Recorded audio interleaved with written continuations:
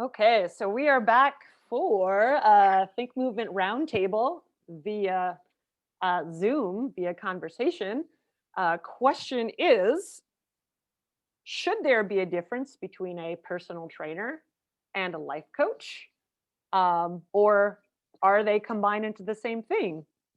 So I'm just going to kind of go down the row here. So Jen, do you think they are the same or should they be separate? I do not think they are the same, and I do think they should be separate. Okay, Zainab? Oh, that was quick. Okay. So, okay, it's a bit tricky to explain, but I think um, they are they can be the same, but they are not at the same time because it depends of the the person's perception and point of view rather than what we call it. Okay, I like that. If I were to simplify, so Jen says, right, there's going to be all these like tangents because it's kind of murky water. But Jen said separate. So if you had to pick one and you could kind of give your explanation, would you say separate or same? Me, Yes, you. So you have to step over the fence on either side just for a moment. the same. Okay, Fanny? Uh, I would probably say separate, I think. Okay. A little bit on the fence, but separate. I have a feeling we're all like right on it. So right now we've got two separates, one same, and Jeremy? I don't love stepping over fences. It's always dangerous, but if I had to, I would say separate. Okay. And I will round this out and I will say same, many asterisks after. So we are three separate, two same. We're going to start with the person that was like on the fence from the beginning. I'm going to start with Zeynep. So kind of give your bigger picture of should, shouldn't, is, what do you got? Okay. First of all, I have to say that if I say something silly or stupid, don't mind me because actually I don't know what a personal trainer is, or I don't know what a life coach is. I mean, I have an idea, but I don't know. But in my perspective, I mean, I'm a physiotherapist and I know, like trainers and life coaches and therapists that all sort. And uh, as far as I can, as I can see from my own experience, whatever you do, um, you can do it. Okay, I'm just gonna divide it into two to like make it simple. But obviously, it's more like a not just two, obviously, but one is that you can do your job by just guiding people and like just uh, walk with them on that path and like guide them towards to be able to like provide whatever they need for themselves. That's one way. And the other way is that you can kind of like provide um, things to people that would make them dependent on you. So that's just in a very, very, very simple way. Obviously, it's not just that, but that's how I see it. So whatever you do, you can do it either guiding people, and like then it would be that the person who are like getting the help would be the active and leading part in that relationship, and in the other way, the therapist would be deciding everything on the other person's behalf. Okay. So a big delineator for you is that idea of autonomy. Are you Yes. are you giving them, are you trying to build autonomy? Or are you trying to be like, nope, you're chained to me for years. I want you and I want your cash. Okay, got it. Thank you for that. So that was and did you say, I'm sorry, did you say same? I didn't write it down. Did you say same or separate at the very beginning? Same. Okay. So, and Fanny, you said separate, correct? Okay. So let's hear your take on it. Well, I think the short version of how I'm thinking about this is that you could seek out some help from a life coach that is not necessarily to do with physical training. And so for me, who works as a personal trainer, I would teach physical training as my main thing, but then I can advise on some other stuff or, discuss things. And if they want to go deeper into other things that I'm not necessarily certified in or, that educated in or whatever, but have some experience with or knowledge about or whatever, I might push them to someone else and seek some help with that specifically. And that might be some form of life coach or something like that. Okay, I hear that, and that was a revolving thought, was this idea of certification and qualification. And I think that can also somewhat be a gray area, because again, how many folks come to us for things that we don't have any certification, but we still can help, or we could still at least dig into that process. So I'm gonna kind of put a little balloon out there, and Uno talks about this all the time, this idea that I really think what people are looking for are best friends in a nutshell, and this weird, like, we just need to come up with a best friend certification. So you know what I mean? So people can kind of, because in a way, I think like the training bit is like one piece of their world, right? So even though like, hey, I want to get a better deadlift, I think that what they're really asking and looking for is deeper than that. They're just putting it in the training box so that they can feel okay and the person can feel okay with that. Cool. Let me pause real quick before we get to somebody else. We had a newcomer. So hello, Gary, aka at G Functional. Hello, hello. The gist that we're talking about is, and we kind of came at the very beginning. Should personal trainers and life coaches, should they or are they the same, or should they be different? Now we recognize we're kind of on this gray area. So if I were to simply ask you to pick a side, and then you'd be able to kind of embellish and go into it a little bit more, would you say they are the same or they should be different? To Fanny's point, which it's an important distinction. You can be one or the other. You don't have to necessarily be on the physical side of things to be a life coach. The life coach aspect of things might branch into the physical training side of it. But I in the work that I do, and I know that a lot of us do, you can't necessarily detach the emotional components and the personal components of the growth or the changes that you're making with people, because these are not simply just physical gains.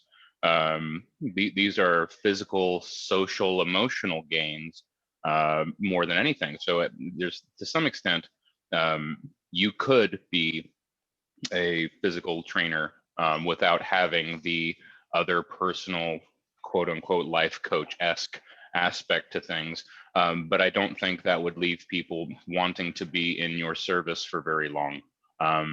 But the mechanical, mechanistic scientist in me says you could be the physical trainer by itself. And that's where I would potentially lean. And then everybody else could have their feelings. Right on. So I like that self-identifier, but can be more, should be, because again, I'm a human and you're a human, right? Like, what are we really coaching?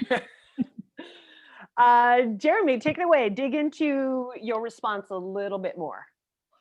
Sure. So I think a useful way of giving background on where I'm coming from is a claim that I've made before, which is that most people who go to trainers would be better off going to trained psychologists who know very little about movement. And so if you replaced all coaches in gyms with psychologists and just had them try to figure out like push-ups and squats and stuff, they would tend to do a better job than the average trainer. So on the one hand, that means I think it's really important for coaches to improve their communication skills.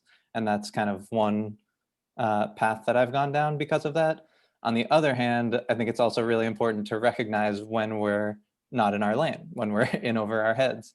And sometimes like a referral or turning away a client is the best thing we can do for someone, because they might need something more than our geekery around like push-up mechanics and stuff like that.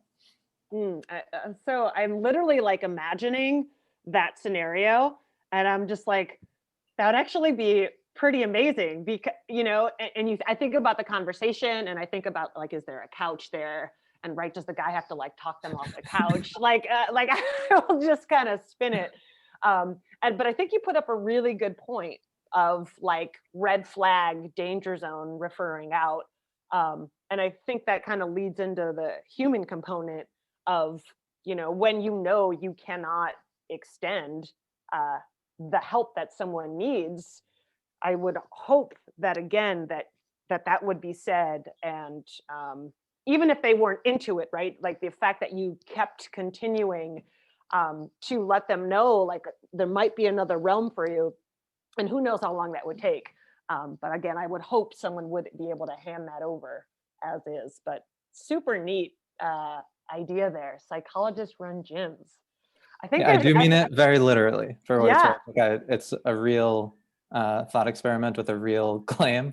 The result I actually believe in, and when I let myself get grandiose, my goal for the industry is to make that a little bit less true.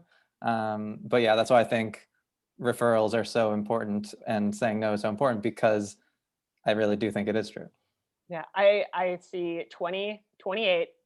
I get your logo, get your name, and it like completely could be part of the best friend, could be under best friend branding. We could just turn it on its head. Oh, I love it. Jen, go into your take a little bit. Well, it's interesting because while I totally hear where Jeremy's coming from, I don't necessarily agree, because I've lectured to psychologists and psychiatrists before, and they're terrifically body unaware. And I think that there's so much value in creating a holistic approach for the person when people need that sort of support. And that is why I do think, because I refer people out to somatic experiencing practitioners and psychologists, and I am happy to do that. I'm also happy to be the person. I have a couple of clients who, for lack of a better word, I sort of am their crutch. I am the person they like to chat with, right? Once a week. And I know that they come in, they literally sit down in front of me on the floor, and we have a conversation for 7 minutes. And then I'm like, all right, let's get you moving. Do you do that thing where you like, you're talking with them, but then like you get in push-up position, like as you're Totally.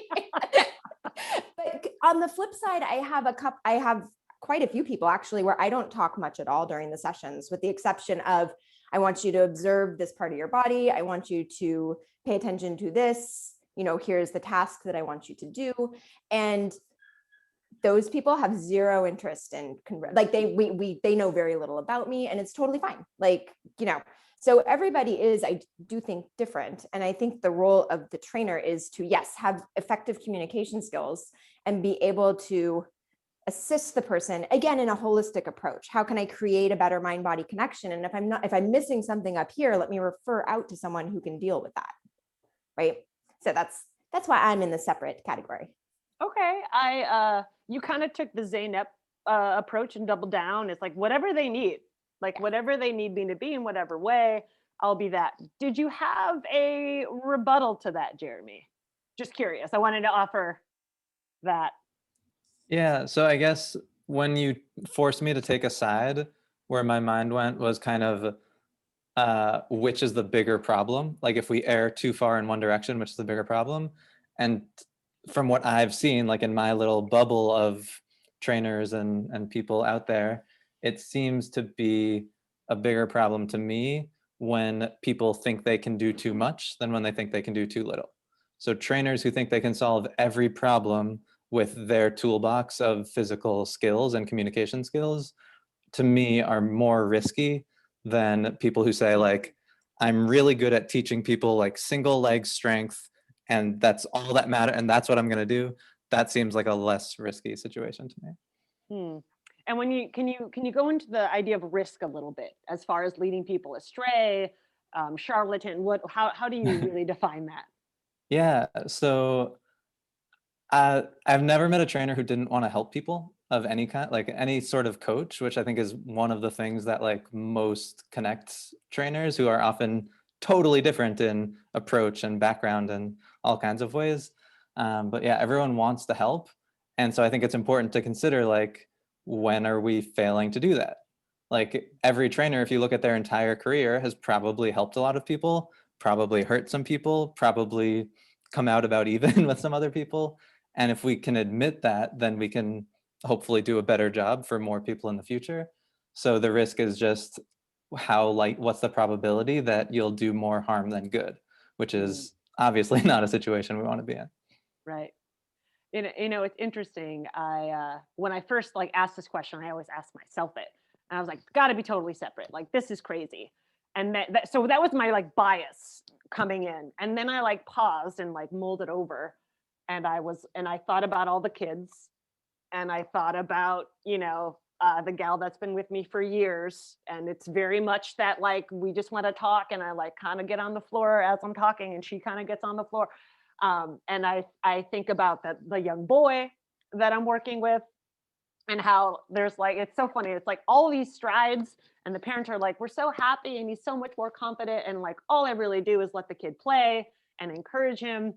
So when I thought about what's really going on objectively, they are looking for that friend, like they are looking for this life guide. And when I think of the term life coach, it is this very general, arbitrary, like label and bucket where, I mean, I don't know, maybe there is a life coach certification, like who knows?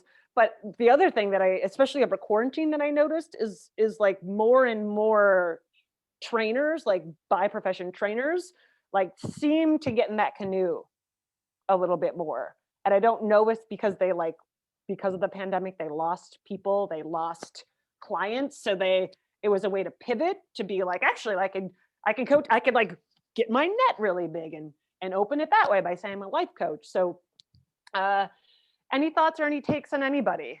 Any follow-ups? No, go ahead. I have plenty of perspective on this one, but I'll pump the brakes on it and step back for a moment. I basically have a question. I'm not really like clear on what a life coach is. I'm very confused in that sort of like, what is this actually? I'm with Fanny on that one. Yeah, Jeremy's putting in the chat, like there's certainly certifications, and I don't necessarily have a definition. I think if I were to try to broaden one, in that general, it coaches someone like how to be and better, like that's the motto: be better at everything. But if someone wants to take a stab at actually trying to like specifically define, or who has, I'm with it.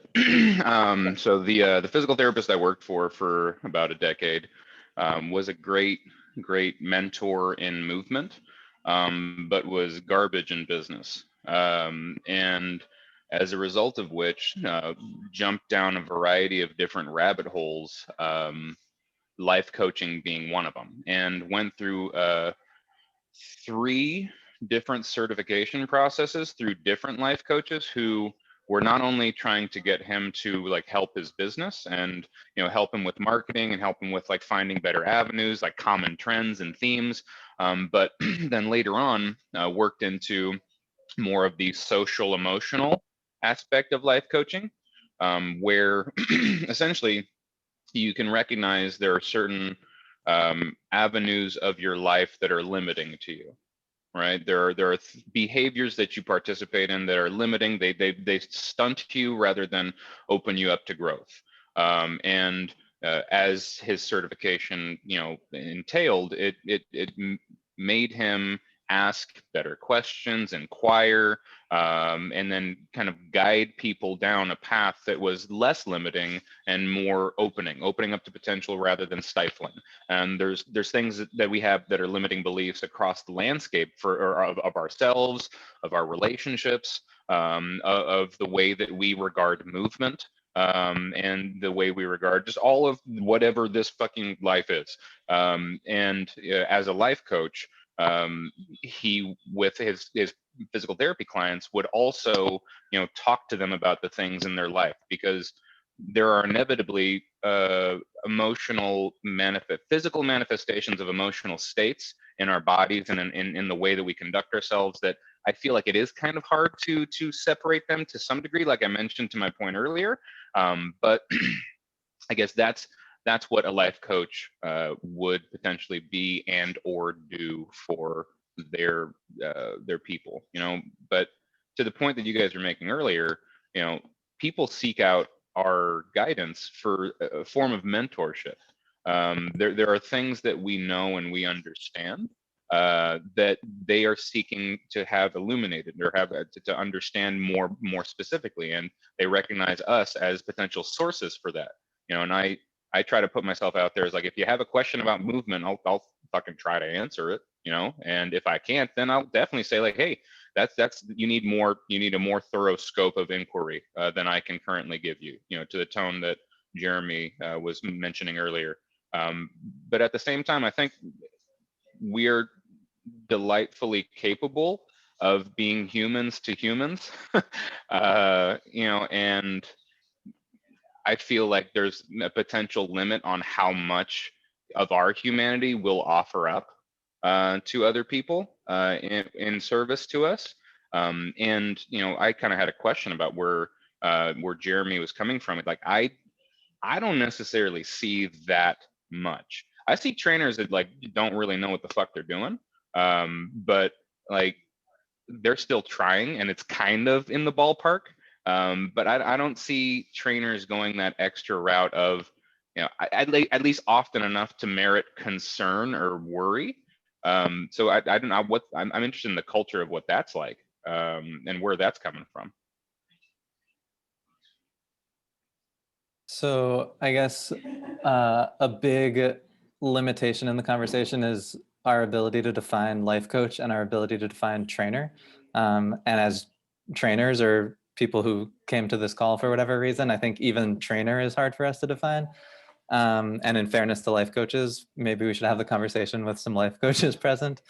Having said that, I see this as more of an issue online than I had seen in person. So like I used to go to Boston Sports Club. It's not that I overheard conversations where trainers were like telling people how to live their lives. It's more in online coaching, in marketing. I've seen people kind of try to connect dots that are, I guess maybe I see the motivation as connecting the dots is useful to sell something more than it is the scope of what someone will actually be providing. So, like contemplating death. Let's take that as an example. We can all contemplate death if we choose to. You don't need a certification to think about your own mortality.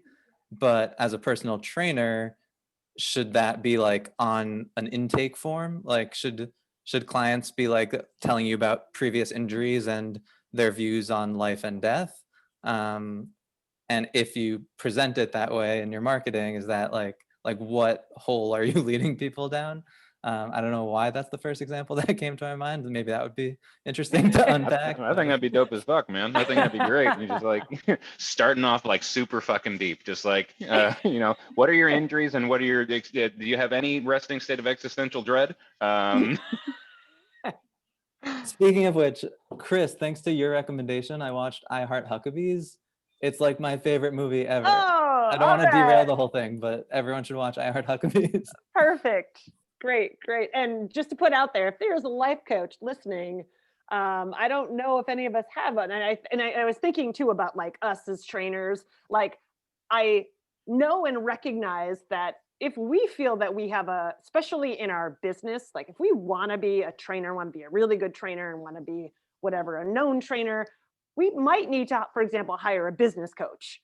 But I don't think it would cross because we know exactly the gap. That's what we do. We look at gaps. We wouldn't be like, I need a life coach to help me figure out like this form of my life. It feels like because we live in a pocket, we're able to identify missing pockets. I don't know if that's just me or does anyone agree there? Some nods. I guess I don't. Okay, from Gary's and Jeremy's points, I've been thinking about the risk thing that Jeremy pointed out, and I feel like the risk comes from the mold or template. I mean, if you are working with people, it doesn't matter what you do. Uh, People come to like consult on you on any issue, physical, mental, or whatever. If you have molds or templates in your mind, and if you are trying to fit people into that templates, that is very, very dangerous, I think, in my point of view. And it's really very far from the nature of being human. And it feels like to me that it's also ignorant. I mean, if you don't understand the human nature, it is a trap that you would very likely will fall into. And that's like you were saying that we are looking for a life coach, and I will find a coach and he will come and fix my life. I mean, it's my life. It's supposed to be my responsibility. No, I mean, it feels like to me like it's like a childish idea, like you don't want to grow up, you don't want to be an adult and take responsibility, but you want to just like load it on somebody else and just go play. It's I guess life coach or coaching kind of creates this idea on me. So but you should take the responsibility, right? So it feels like to me on that part, the risk and the danger comes from the like not understanding the human nature, and everybody is different, and everybody's needs, and like from biology to emotion, the culture. I mean, we all live in different countries, we all live in we grow up in different even in the same country. If you grow up in different cities, different families, they all have different like culture of their own, and that creates a lot of like variations. So just trying to push the same thing to everybody, and also it's super dangerous that like I know what is best for you. Oh my god, like who am I to?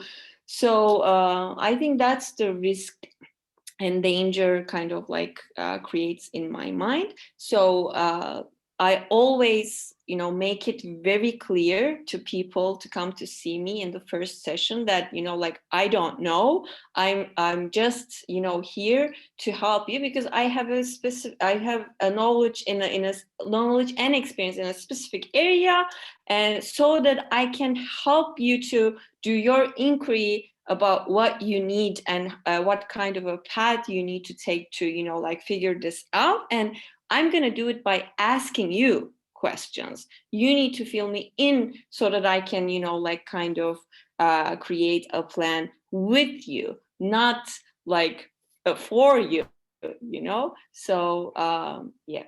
I'm very curious, because you are the one person here that is in the medical field, and I am curious if you have people coming to you in the medical field and you give this very humanistic um almost anti-expert, anti-answer, we have to do this together, this is also your responsibility, do you get like people that are like, well, nope, not for me. I need a worksheet and a PDF and okay. So yeah. And so you just, and again, you don't, there's no bad feelings. You're just like, oh, they're not what I wanted. Right. Or I wasn't what they needed. No, exactly. It's just we call it a contract, actually. So I kind of make a contract with them in the first session that how it's gonna go. And if it's not, if they don't, like want it, they don't come to the second session anyway. So, and I don't mind. I'm totally cool with that. It's just I'm not that person, like I am here for you if you want to take your responsibility, because otherwise, I mean, I can't. I mean, it's not realistic. It's not possible. It's an illusion. So if you want to live in an illusion, it's fine by me. There are many people out there that will, like feed your fantasy, but I'm not that person. So I have a very few clients, and But they're the right ones. work with. Yeah, exactly. And also because of this, I don't see people too long or like too often. It's usually when we work together, it's like it takes very little time to kind of help them, let's say. That autonomy is bad for business, Zainab. Like, what do you? It is. It's I have to be honest. Patients are not my bulk income. My bulk is from the I'm teaching in the university, that and also I like teach courses, that those are my bulk income. And it fits. Fanny, you made some extra exciting faces through that. So I really want to toss it to you. Any kind of follow up. Oh, I quite agree. Like, I think when I started working as a personal trainer 11 years ago, I kind of was that person that instructed and gave away programs and gave them everything, in the beginning.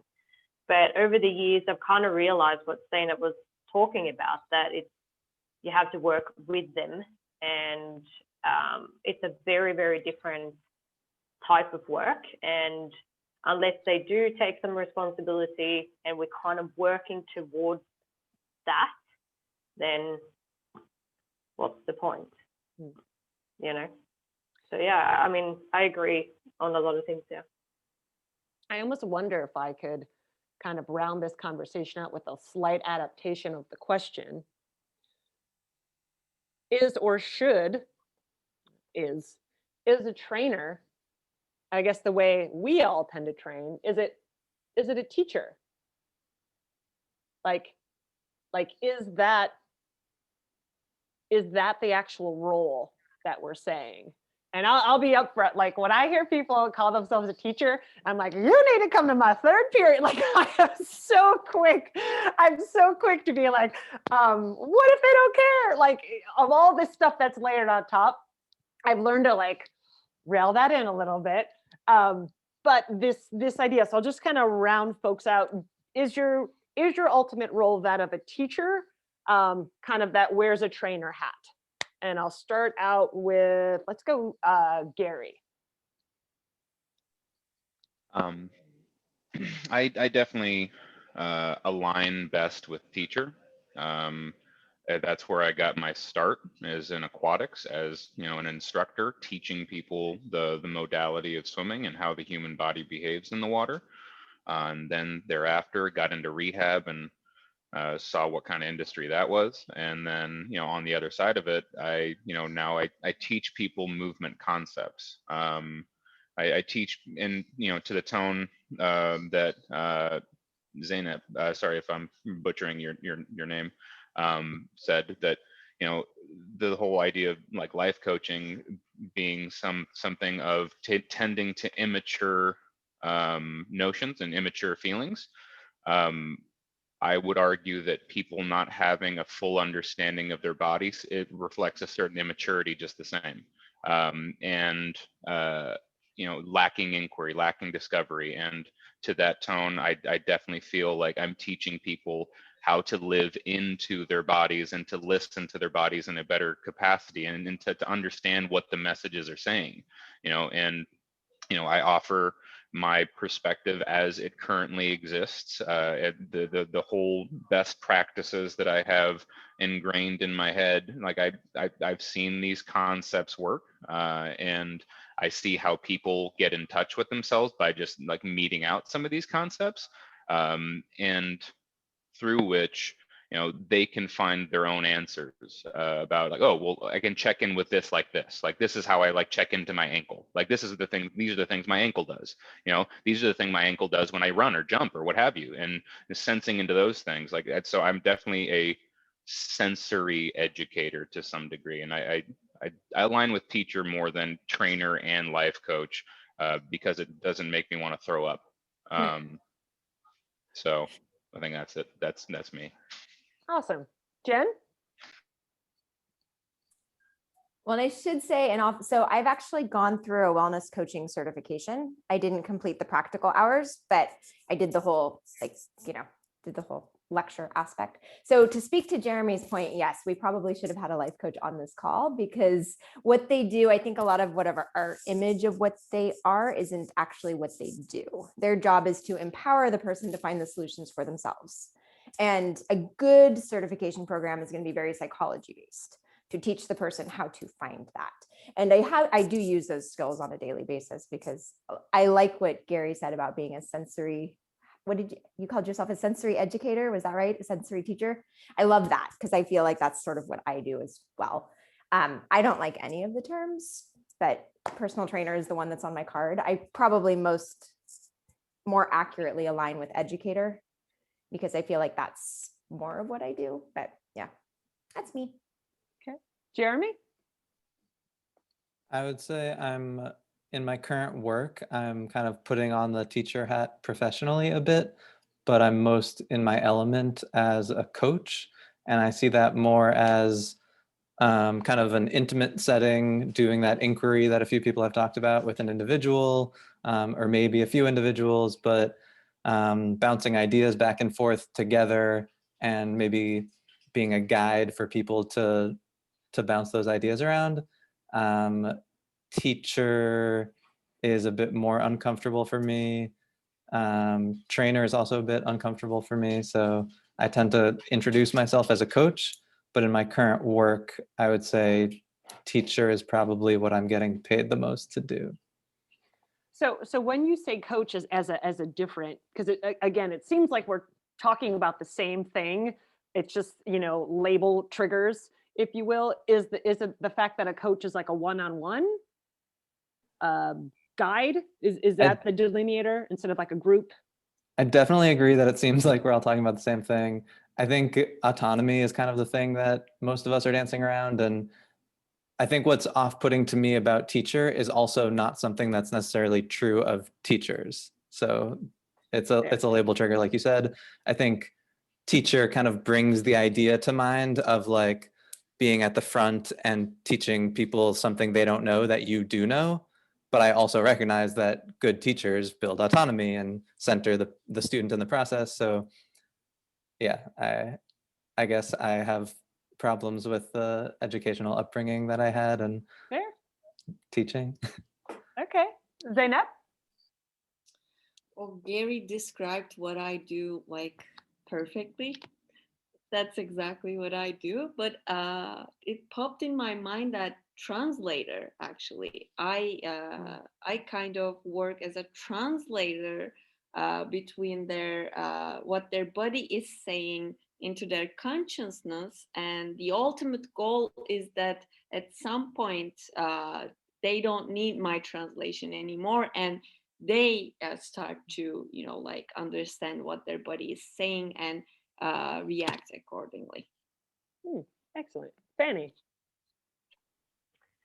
I think I refer to myself as a guide or a coach most often, teacher also sometimes.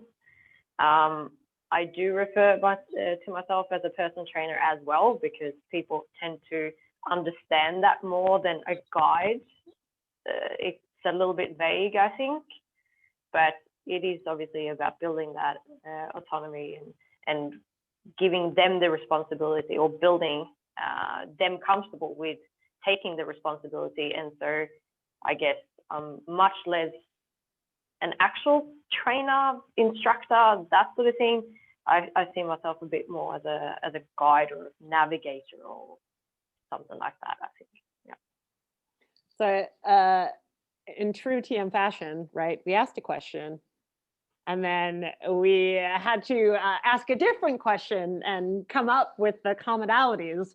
So, this idea of autonomy and coach and guide, and, whether or not, I just feel like instead of a business card, we just need an open foldable so that we could, so someone will find what they're looking for in that thing, because, truth be told, if we are in some way marketing for someone looking for something, they need a word, right? And then this idea, this takes me back to the life coach versus the trainer. It's kind of like, who would I rather know, a handyman or the plumber? It's like, you know what? I can probably get a whole lot more miles out of that handyman who probably could dip and do. And then if we couldn't figure it out, then we'd call that plumber. So I don't know. We could call ourselves handy people, but that'd probably take a completely weird turn. Thank you guys so much for joining me. It's been way too long. We'll try to get at these a little bit more. Keep doing the good work. Appreciate all of you. Any last words from anybody? Or we can call ourselves sensory educators. Yes. Caption here. Look out, though. Someone's going to watch this and it's going to be out there and it's going to be branded and stuff. And we'll just have to. Yeah. Thanks, Zoom, stealing all our fucking good ideas. Yeah. Collaboration. Right on. I enjoy Keep you on guys. translating, y'all. Yeah, absolutely. That was another excellent word. I'm like, yep. Have an excellent rest of your day. We'll talk again soon. Appreciate it, guys. Peace. Thank you. Bye-bye. They